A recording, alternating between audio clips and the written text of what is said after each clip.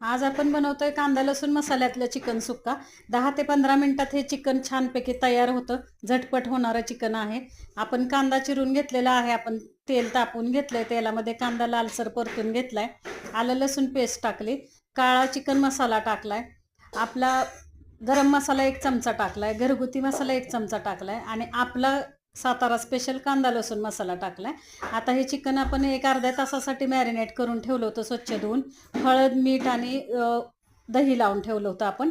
आता हे छानपैकी आपण मसाल्यामध्ये परतून घ्यायचंय।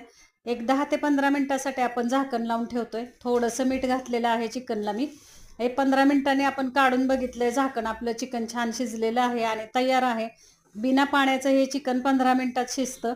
तर तुम्ही करून बघा, खाऊन बघा। रेसिपी आवडल्यास लाईक करा, शेअर करा, सबस्क्राईब करा। धन्यवाद मंडळी।